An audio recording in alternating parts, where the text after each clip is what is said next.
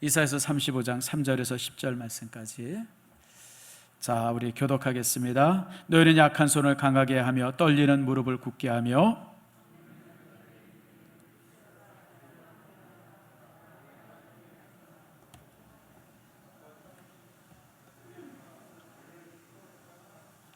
그때 맹인의 눈이 밝을 것이며 못 듣는 사람의 귀가 열릴 것이며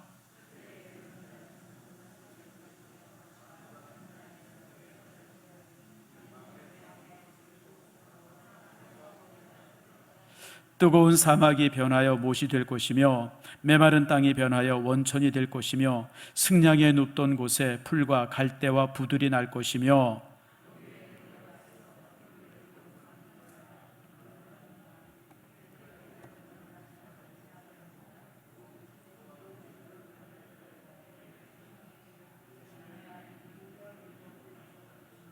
거기에는 사자가 없고 사나운 짐승이 그리로 올라가지 아니하므로 그것을 만나지 못하겠고 오직 구속함을 받은 자만 그리로 행할 것이며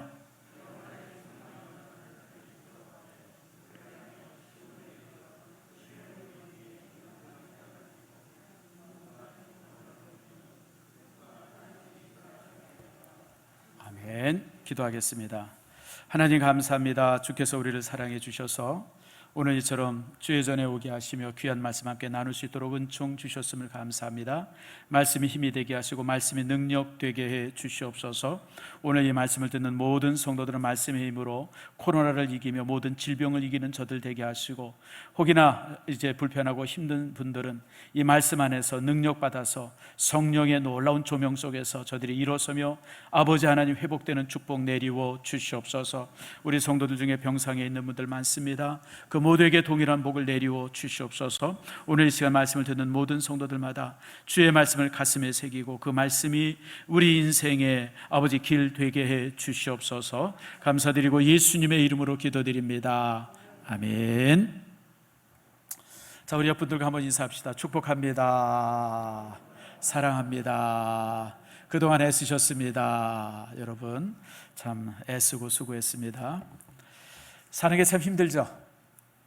그런 생각 안 합니까? 요즘에 코로나 바이러스로 인해서 더 힘든 것 같아요. 어디 나가지도 못하고 들어오지도 못하고 친구 만나지도 못하고 아주 그러면서 참 우리가 힘들게, 특별히 사업하는 분들, 뭐 큰 사업하고 무슨 대기업이나 이런 데는 문제가 없지만 우리 중소기업들, 자영업자들은 너무너무 힘들어요.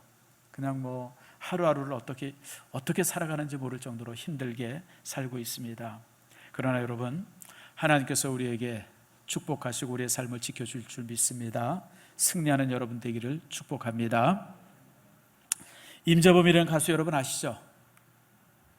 한 4년 전 5년 됐네요. 그분이 무슨 뭐 방송 프로에 나와가지고 노래해서 그냥 갑자기 그냥 막 대단했던 그런 이렇게 인기를 끌었던 가수입니다.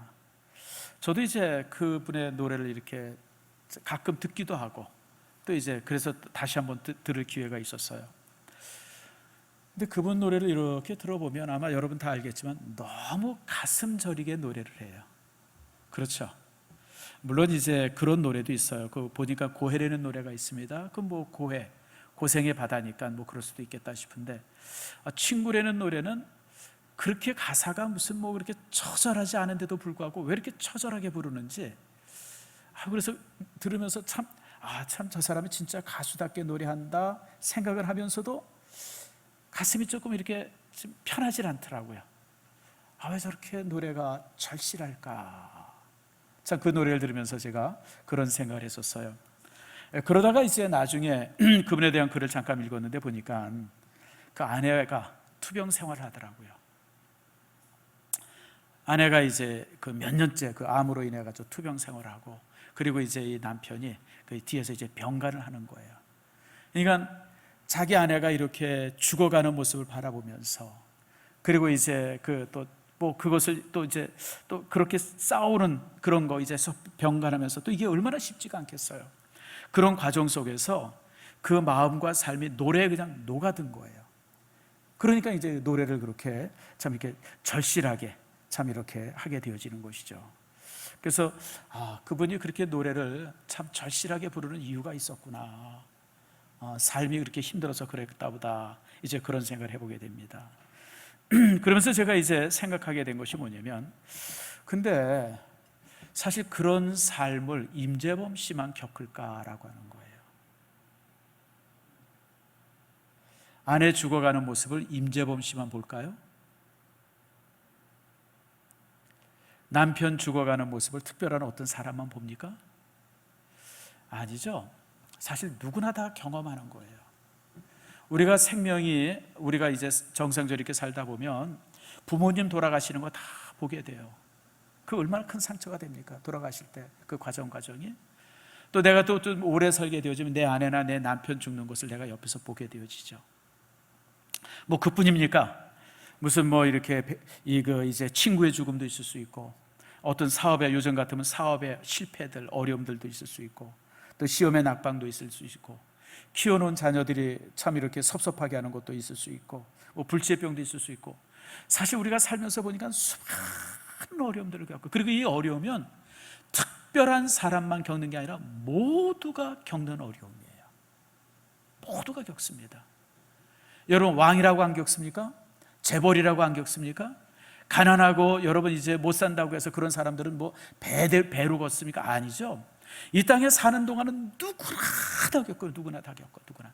그것을 벗어날 수 있는 사람은 아무도 없어요. 그게 인생이에요. 우린 참 이 땅에 살면서 행복하게 살기를 바라고, 참 우리가 참 이렇게 슬픔 없이 살기를 원하지만, 여러분, 그럴 수 있는 인생은 아무것도 없어요. 모든 인생이 보면 다 겪어요. 부모님의 그 병들어서 아파하는 모습 보게 되어지고, 또 내 친구의 죽음도 보게 되어지고, 또 이제 낙방이라든지 또 하는 사업의 어떤 이 힘듦도 보게 되어지고. 여러분, 이것은 왕으로 살든지 천민으로 살든지 평민으로 살든지 아니면 재벌로 살든지 빈부귀천과 상관없이 이 땅에 사는 사람은 누구나 다 겪는 아픔이다라고 하는 거 기억하세요. 그래서 여러분, 불교인들은 이런 세상을 향해서 고해라고 말합니다. 고해. 우리가 사는 삶의 현장이 무엇이냐? 고해다. 그 고해, 다시 말하면 고통의 바닷속에서 우리가 살아가고 있는 것이다라고 하는 겁니다. 여러분, 다시 말하면 임재범 씨만 그런 고통을 당하는 것이 아니라 우리 모두도 사실 동일한 고통과 아픔을 날마다 겪고 살아요. 가끔 이제 성도들이나 후배들이 이제 제게 상담해 올 때가 있어요.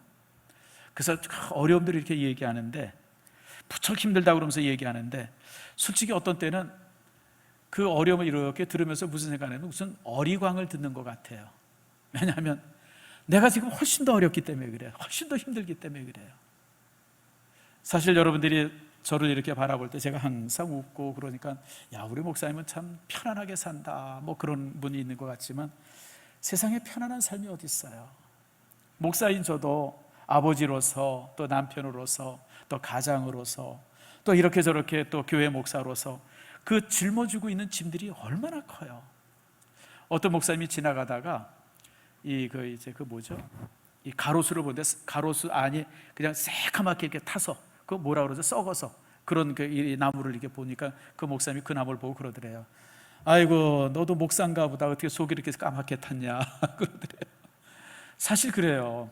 이번에 김철구 선교사님이 일을 뭐 이제 원희룡 집사 때부터죠. 원 집사 이렇게 걸리고 또 잔해 걸리고 김서은 교사 2주간, 사실 한 달을 제가 어떻게 보냈는지 모르겠어요. 그냥 이 원희룡 집사가 먼저 이렇게 걸렸다고 하는 소식을 딱 들으니까 그냥 가슴이 철렁 내려앉는 거예요. 이게 도대체 뭔가. 그래서 김사랑 선교사한테 막 카톡을 해서 상황을 정확히 좀 봐라 그랬더니, 목사님 폐가 한 30% 상했대요. 그래서 지금 뭐 그냥 응급실에 있어요. 막 이러는데, 야, 여러분, 이게 참 마음이 그냥 뭐 어쨌든 그러고 이제 한 주가 넘어갔어요. 그래서 이제 퇴원한다고 그래서, 야, 감사하던데, 근데 일영이한테 또 연락이 왔어요. 목사님, 자넷이 또 아파요. 그냥 막 기침하고 뭐 그냥 하루 종일 기침하고 막 그래요. 근데 자넷도 자넷인데 또 애들이 둘이 있잖아요. 야, 그래서 아무튼 그러고 한 주간을 보냈어요. 속이 새까맣게 탔죠. 그러고 있는데 송사모님한테 연락이 왔어요. 또 이제 또 김철구 선생님한테 연락이 왔어요. 한 열흘 동안 설사하고 기침하고 연락을 그래서 목사님 입원합니다. 그러고 이제 조금 있다 또 연락이 왔는데, 김철구 선교사가 이제 산소호흡기 끼고 산소통을 못 찾아가지고 막 찾아 헤매다가 하나 간신히 찾아가지고 지금 이제 누워 있습니다. 그리고 사진을 보냈는데, 이게 얼마나 힘든지 모르겠어요. 그 한 2주간을 그러면서 에어 앰뷸런스 띄우고, 이거 어떻게 해야 되나, 뭐 그 다음에 이제 뭐 이렇게 그거의 과정들 준철이랑 뭐 이런저런. 살기 힘들죠. 정말 되게 힘들더라고요.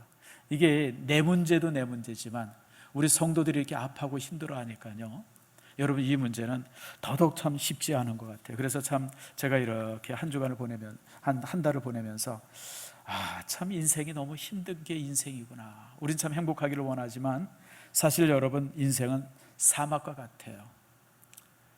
이 사막과 같은 곳에서 살면서 우리가 매 순간 작은 기쁨들, 그런 것 때문에 우리가 웃기도 하고 즐거워하지만 사실은 그냥 전체 삶 자체가 사막이죠. 오늘 성경이 바로 우리에게 그걸 말하고 있어요. 인생은 사막이라고 하는 거예요. 이 인생은 사막이에요. 그런데 이런 사막 속에서 우리가 살아가고 있어요. 자, 그런데 이제 여기서 문제가 뭐냐면 왜 이렇게 사막 같은 인생을 우리가 굳이 살아야 될까라고 하는 거예요. 사실 저는 이 문제를 가지고 학생 때 되게 고민을 많이 했던 사람이에요. 제가 제 인생의 미래를 이렇게 보니까 뭐 좋을 날이 별로 없을 것 같아요. 아마 이제 젊었을 때, 청년 때 다 한 번씩 겪는 고민들이죠.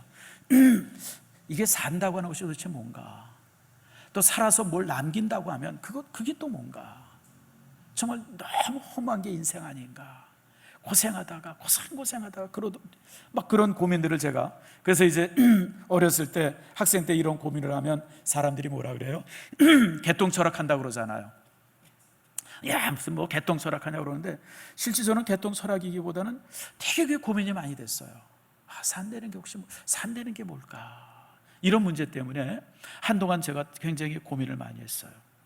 사실 이런 질문은 어떤 훌륭한 어떤 철학자나 현자들에 향한 질문이 아니라 사실 크든지 작든지 우리 모두에 대한 고민이기도 해요. 우리가 이 힘든 삶에서 우리가 왜 살아가야 되나, 이게 참 얼마나 큰 문제가 되겠습니까? 자, 그런데 이제 그럼에도 불구하고 우리가 이 땅에서 열심히 살아야 되는 이유가 있어요. 오늘 제가 여러분들에게 바로 그 이유를 여러분들에게 말씀하는 겁니다. 오늘 첫 번째 이유는, 우리가 이 땅에 이렇게 고해받아 정말 사막과 같은 이 땅에서 우리가 살아야 될 이유가 있는데, 제일 첫 번째 이유는 뭐냐면, 우리의 생명은 하나님께서 내게 주신 값진 선물이기 때문에 그래요. 여러분, 하나님께서 내게 주신 이 생명의 가치는 천하보다 소중해요. 예수님께서 우리 한 사람 한 사람의 영혼을 천하보다 소중하다고 그러셨어요. 이 세상, 이 우주보다도 더 소중한 게 바로 우리 한 사람 한 사람의 생명의 가치예요. 그러므로 여러분들이 가지고 있는 생명을 내 거다 그래서 여러분 마음대로 취급하거나 아무렇게나 사용하면 안 돼요. 하나님께서 여러분에게 주셨고 그것은 하나님의 것이에요. 그러므로 우리가 이 땅에서 생명이 붙어있는 한 정말 우리가 열심히 살아야 되고 뜨겁게 살아야 될 이유가 거기에 있는 거예요.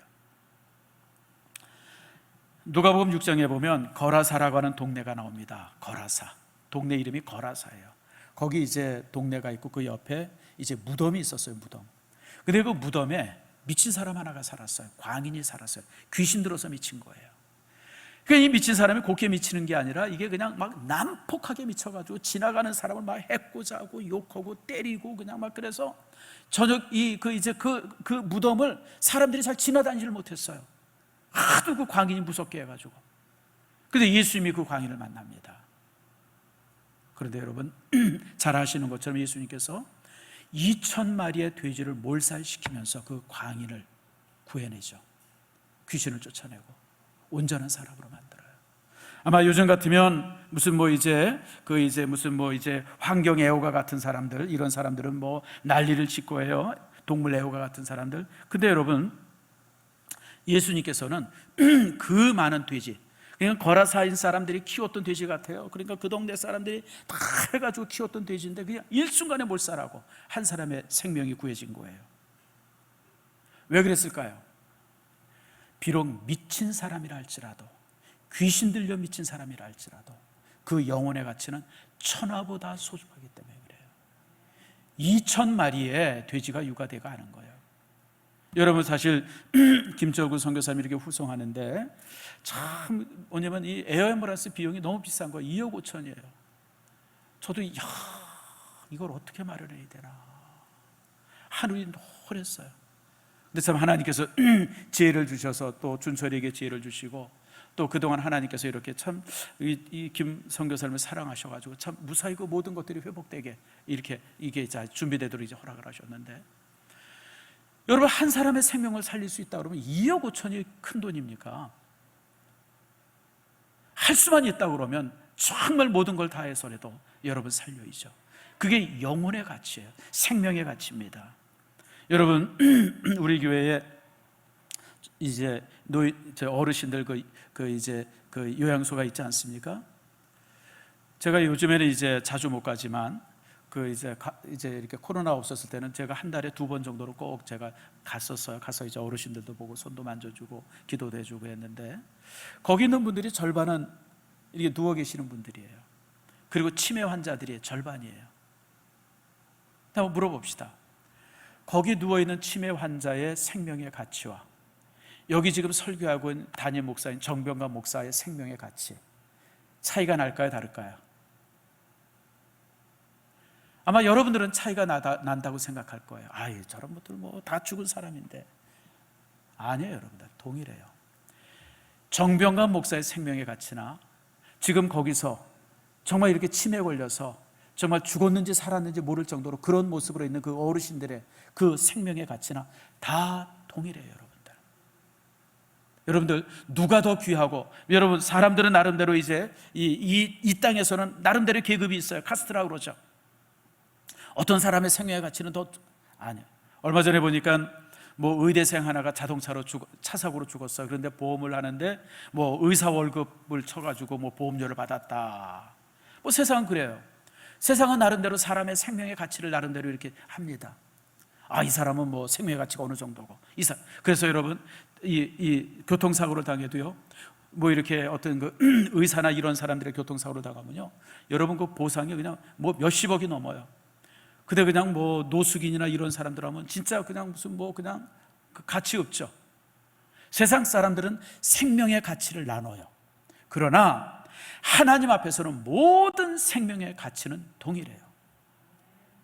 항상 그래서 여러분들 우리 믿음의 사람들이 가져야 될 중요한 태도 중에 하나가, 피부가 다르다고 해서 피부 색깔이 다르다고 해서 연령이 다르다고 해서 무슨 뭐 교회 안에서 위치가 다르다고 해서 사람을 무슨 뭐 높이 보고 낮죠. 여러분, 그건 정말 잘못된 태도예요.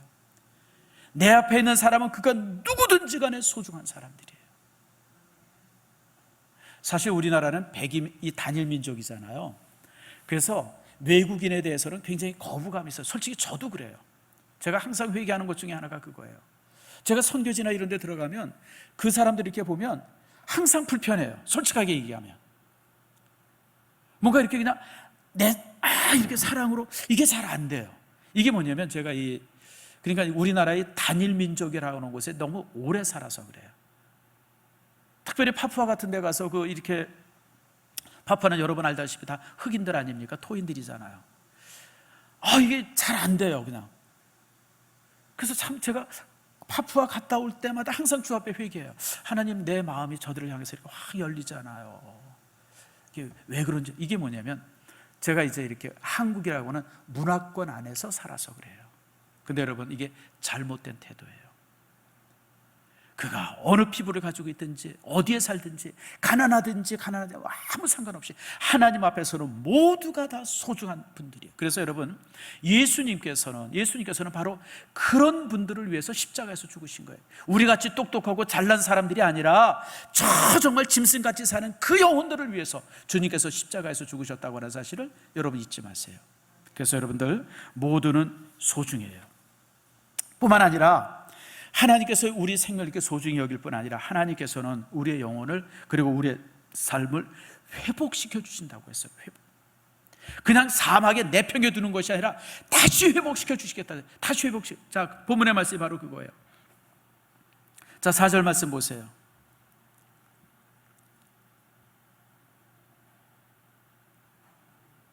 자, 4절 말씀 다 같이 한번 읽읍시다. 시작. 겁내는 자들에게 이르기를 굳세어라, 두려워하지 말라. 보라, 너희 하나님이 오사 보복하시며 갚아주실 것이라. 하나님이 오사 너희를 구원하시리라. 아멘 하십니까? 하나님께서 오셔서 우리 인생을 새롭게 해주신다는 거예요. 우리 인생을 회복시켜 주신다는 거예요.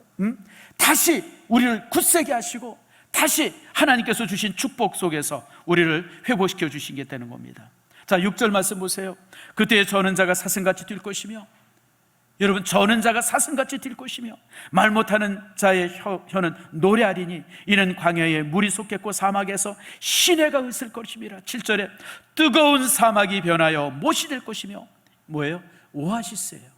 뜨거운 사막이 변해서 오아시스가 될 것이고, 메마른 땅이 변해서 원천이 될 것이며, 여러분, 샘이 되어져서 강을 이룰 것입니다. 승냥이가 눕던 곳에 풀과 갈대와 부들이 날 것이며. 주님께서 우리에게 주신 약속입니다. 사랑하는 성도 여러분, 하나님께서는 우리 인생에 이 사막 같은 인생에 물이 넘쳐나도록 우리를 축복하시겠다 약속입니다. 여러분, 이게 재미있는 것 중에 하나가요, 사막은 모래가 아닙니다. 우린 사막이 모래라고 생각하잖아요. 사막은 모래가 아니에요. 여러분, 사하라 사막에 막 바람이 불면 그 모래바람이 이렇게 이 바람에 푹 떠서 높이 올라간답니다. 그리고 그 바람이 이제 이 대륙간의 이 바람을 통해서 어디로 가냐면, 이 먼지가 어디로 가냐면, 우리나라에 오는 모래바람이 뭐죠? 황사잖아요. 근데 그 남아메리카, 브라질에, 아마존에 이렇게 또 동일하게 황사가 내린답니다. 황사비가.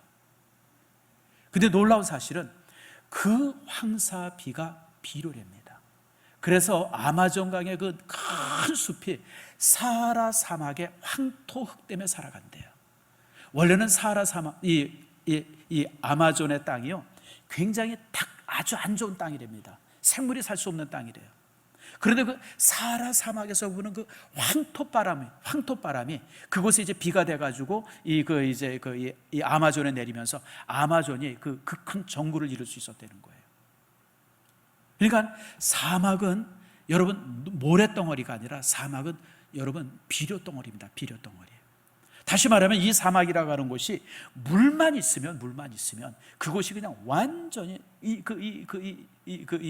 낙원이 되는 거예요. 저는 성지순례를 3번 가봤는데 항상 언제 갔냐면 7월 8월에 가서 이제 왜 그때 갔냐면 이제 그 방학 때, 애들 방학 때, 휴가 때 가느라고. 근데 제 친구가 제 친구가 아니라 그 가이드하는 그 친구가 저보고 그러더라고요. 정 목사님, 이 가나안 땅을 제대로 보려면 3, 4월에 와야 됩니다. 여름에만 와가지고는 반밖에 못 본 겁니다. 그때 비가 오고 막 그럴 때 와서 보면 얼마나 이곳이 아름다운 곳이지, 왜 하나님께서 이곳을 젖과 꿀이 흐르는 땅이라고 말씀하셨는지 그때 와야 합니다 그러더라고요. 저는 뭐 그때 가보질 않아서 잘 모릅니다만은, 어쨌든 간에 여러분들, 하나님께서 우리가 이렇게 메마른 것 같고 아무것도 없어가지고 여기 그냥 그런 것 같은데, 주님께서 우리의 인생을 우리와 함께 하셔서 우리 인생에 정말 샘물이 나게 해주셔서 낙원 같은 곳으로 바꿔주시겠다고 우리에게 약속을 주십니다.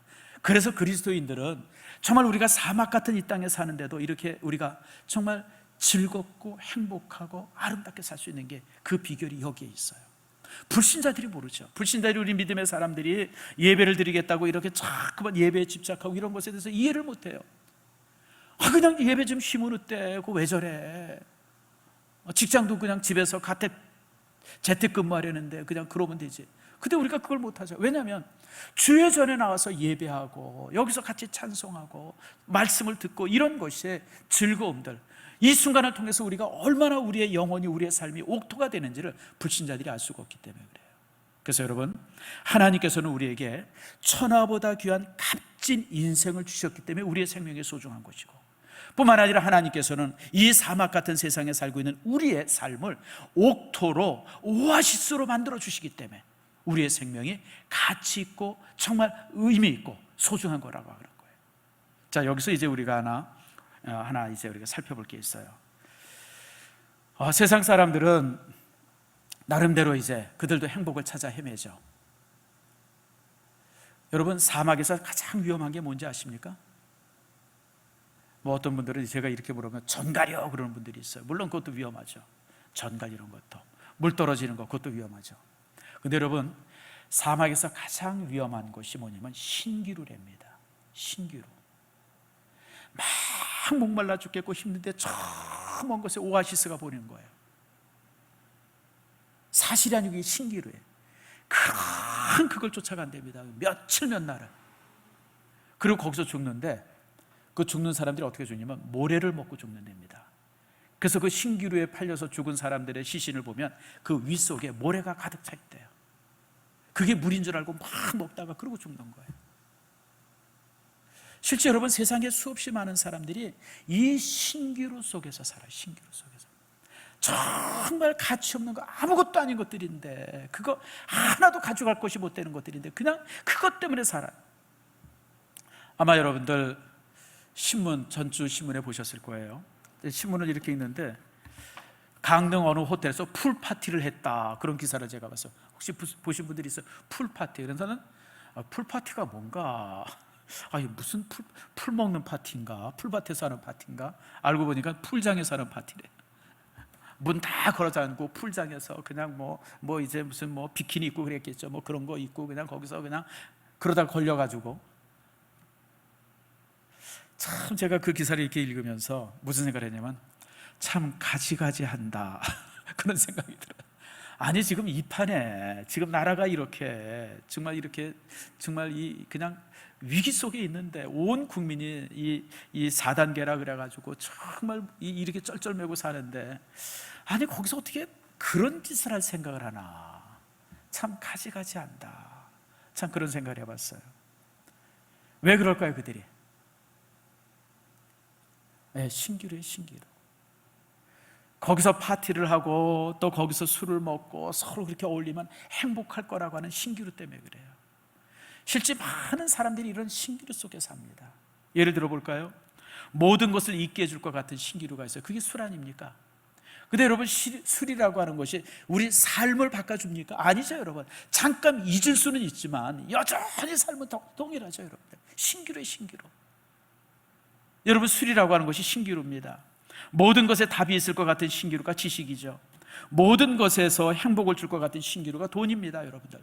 돈만 있으면 정말 행복할 것 같아서 그냥 그걸 쫓아서 우리 얼마나 세상 사람들이 열심히 살아갑니까? 모든 것을 다 줄 것 같은 신기루가 권력이죠. 권력이 있으면 돈도 갖고 뭐 이런 거 저런 거 다 한다고 생각해서 지금 뭐 권력의 신기루 속에서 지금 얼마나 많은 사람이 지금 난리를 치고 사는지 몰라요, 여러분들. 난 요즘에 참 화나는 것 중에 하나가, TV를 틀면 그냥 TV 1세기 내년 선거 나오는 사람들 얘기해요. 여러분, 우리 관심 있어요? 물론 기도는 합니다. 저도 믿음의 사람이 되게. 근데 여러분, 지금 뭐 이 누구가 무슨 말하고 윤 누구가 무슨 말하고 무슨 뭐 최 누가 무슨 말, 그런 말에 무슨 관심 있어요, 우리가? 근데 그냥 TV 뉴스 대담 다 그 사람들 얘기해, 다 그 사람들 얘기해. 이게 여러분, 이게 전파 폭력이라는 거예요. 전파 폭력, 전파 낭비죠, 여러분들. 누가 그렇게 관심이 있다고? 참, 근데 이게 뭐냐면 권력의 신기루에 그냥 이 휘말린 사람들이에요. 그러니까 뭐 세워진 사람도 있고 그거 세우려고 주변에 그냥 벌떼같이 모여 있고 그냥 뭐 한바탕 하려고 그러죠. 여러분, 권력의 신기루가 내가 볼 때 제일 무서워요. 우리나라도 이렇게 감아보세요. 지금 대통령 두 사람이 감옥에 있죠. 언제 나올지 몰라요. 한 사람은 또 재판받고 있습니다. 제가 월요일인가 신문에 읽은 기사예요. 참, 지금 무슨 뭐 이 대통령 사저를 짓고 무슨 경호실을 짓는데 경호 인원이 몇 명인 줄 아세요? 앞으로 거기 주둔할 경호 인원. 신문 안 봤어요, 여러분? 나만 보나? 65명이랍니다. 아니, 도대체 뭔 짓을 하고 살았길래 은퇴해서 그 사람 경호하는데 65명의 경찰이 필요해요? 난 그래서 내가 신문을 잘못 본 줄 알아. 6명이겠지. 6명이든지 5명이겠지. 그리고 내가 다시 보고 다시 봤는데 65명이에요. 참, 여러분 참 이게 얼마나 웃겨요. 여러분 혹시 호세 무이카라고 하는 분 아세요? 호세 무이카, 제가 참 이렇게 존경하는 분입니다. 사진 한번 보여드릴게요. 이렇게 생기신 분이에요. 시골 할아버지 같죠? 이분이 누구냐면요, 우루과이 바로 전 대통령입니다. 지금 이제 은퇴하셨어요. 근데 이분이 대통령, 더 뒤에 집 보이시죠? 대통령 돼가지고 저 집에 사셨어요. 내 집에서 살겠다고. 그리고 대통령 관저를 어디에다 뭐 했냐면 노숙인들 이 숙식하는 곳으로 대통령 관저를 내놨어요. 그래서 4년 동안 대통령 관저에서 노숙인들이 살았어요. 그래서 은퇴하고서 그냥 시골 자기 집에 다시 들어갔어요.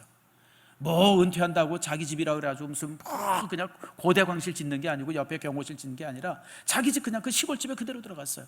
이분의 전 재산이 땅 조금, 그 다음에 트랙터, 그 다음에 농기구들, 삽, 곡괭이 이런 것들, 그 다음에 35년 된 비틀이라고 하는 그 이제 그 폭스바겐 차 있죠. 그거, 이게 이분의 유일한 재산이에요.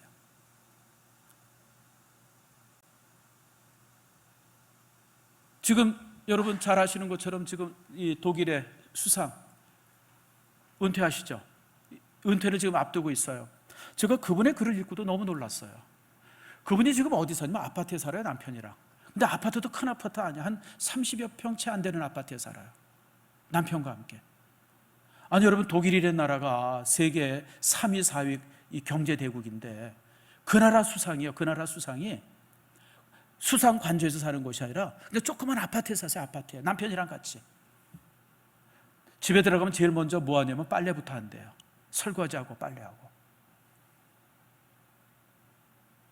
근데 우리나라 어떤 분은 뭐 은퇴할 때 뭐 65명 둔 경호실을 만들고, 나 참 미친 사람들 같아요. 이게 이제 뭐냐면 여러분, 이게 신규류에 살아서 그래요. 그래서 여러분 말씀 봅시다. 이게 이제 솔로몬이 전도서에서 하신 말씀이에요. 한번 같이 읽겠습니다. 시작. 나 전도자는 예루살렘에서 이스라엘의 왕이 되어 마음을 다하며 지혜를 써서 하늘 아래서 행하는 모든 일을 연구하며 살핀즉 이는 괴로운 것이니 하나님의 인생들에게 주사 수고하게 하신 것이라. 내가 해 아래서 행하는 모든 일을 보았노라. 보라, 모두 다 헛되어 바람을 잡으려는 것이로다. 자, 나 전도자는 예루살렘에서 왕이 됐어요. 최고의 권력을 잡았어요. 마음을 다해서 지혜를 써서, 그러니까 이 솔로몬은 그 당시 최고의 지혜자였었어요. 이런 거 저런 거 많이 살폈어요. 그 해 아래서 모든 일들을 해봤어요. 안 해본 게 없어요. 그냥 뭐 돈, 술, 뭐 부인이 뭐 500명씩이나 됐어요. 첩첩이 그렇게 많았어요. 그렇게 많은 걸 가지고 그렇게 살아봤는데 끝이 뭐래요? 따라합시다. 다 헛되어 뭘 잡아요? 바람을 잡는 거예요. 이게 뭐예요? 다 신기루였다는 거예요. 신기루. 사람들이 모여서 그냥 있을 때 뭐 잘난 척하고 뭐 지혜를 베풀고 뭐 왕정을 하고 뭐 막 그러고 살았는데 나중에 지나온 삶을 가만히 되돌아보니까 신기루예요. 신기루. 그래서 이 솔로몬이 전도서에서 뭐라 그럽니까? 헛되고 헛되며 헛되고 헛되도다. 살아보니까 이 땅에서 살아보니까 정말 이 땅의 모든 것들이 헛되다. 그래서 여러분, 제가 성도 여러분들에게 참 이 시간에 다시 한번 말씀드립니다. 여러분, 신기루에 빠지지 말길. 물론 우리가 이런 게 다 제가 필요 없다는 게 아니에요. 물질도 필요하고, 어떻게 생각하면 또 권력도 필요하죠. 저도 지금 김철구 선교사가 이제 인천 그 이제 의료원에 들어가 있는데, 내가 지금 권력 좀 있으면 세브란스 병원으로 옮겼으면 좋겠는데, 여러분 알다시피 제가 쥐꼬리만한 권력도 없잖아요. 사실은 그 환자들 보살필 수 있는 최고 좋은 시설은 지금 세브란스 병원인데, 내가 그냥 쥐꼬리만한 권력이 있으면 좀 그쪽으로 옮겼으면 좋은데, 이거 뭐 전화도 할 수도 없고, 뭐 어떤 상황인지 알 수도 없고, 뭐 사실 그래서 어느 정도 그때 필요할 수도 있어요. 뭐 지식도 필요하고, 여러분 이런 거 저런 거. 여러분, 제가 여러분들에게 즐거움을 갖지 말라는 게 아니에요. 즐거움도 필요하죠. 휴식도 필요하고, 등산도 할 수 있고, 여러분 이제 우리가 휴가도 갈 수 있어요. 문제는 뭐냐면 그것이 전부인 양 쫓아서는 안 된다는 거예요. 그건 신기루일 뿐이에요. 신기루. 정말 우리가 가져야 될 삶의 즐거움은 하나님께서 주시는 삶의 즐거움이 돼야 돼요. 주님께서 내 삶에 임함으로 인해서 주어지는 이 평안함, 주님께서 내 삶에 함께해서 주어지는 그 은혜, 주님께서 내 삶에 함께해서 주시는 그 축복들, 그것이 우리 인생의 진정한 행복이고 기쁨이 되지, 그런 신기로 쫓아서 정신없이 살다가 솔로몬처럼 내가 뭐 했나, 그런 인생이 되지 말라는 거예요. 사랑하는 성도 여러분, 마지막으로 하나 더 봅니다. 10절 말씀이에요. 10절 우리 같이 한번 읽읍시다. 시작. 여호와의 속량함을 받은 자들이 돌아오되 노래하며 시온에 이르러 그의 머리 위에 영영한 희락을 띠고 기쁨과 즐거움을 얻으리니 슬픔과 탄식이 사라지리로다. 결국 하나님께서 주시는 축복입니다. 여러분, 이 땅에 사는 것이 힘들고 쉽지 않고 어렵지만, 그러나 하나님께서는 결국 우리의 삶에 평안을 주시고 기쁨을 주신다. 그것이 바로 우리가 소망해야 할 겁니다. 여러분, 우리가 소망해야 할 것은 신기루와 같은 평화가 아니라, 신기루와 같은 즐거움이 아니라, 잡으면 바람처럼 사라지는 그런 어떤 그 세상의 것이 아니라, 하나님께서 우리에게 주신 영원한 축복, 누구도 빼앗을 수 없는 그런 축복들, 그것이 여러분의 인생의 진정한 축복이 되어지기를 축원합니다. 하나님은 사막을 옥토로 바꾸시는 분입니다. 하나님은 사막을 기쁨과 즐거움으로 바꾸시는 분입니다. 우리가 이 땅에 살아가는 동안 정말 사막 같은 세상을 살지만, 그러나 여러분 기억하세요? 우리 인생은 사막이 아닙니다. 하나님께서 내게 천하보다 귀한 생명을 주셨고, 그리고 하나님께서 내 인생을 값지게 회복시켜 주십니다. 이 회복을 바라보고 승리하는, 그리고 이제 그 안에서 기쁨을 찾는 여러분들 모두가 되어지기를 축복합니다.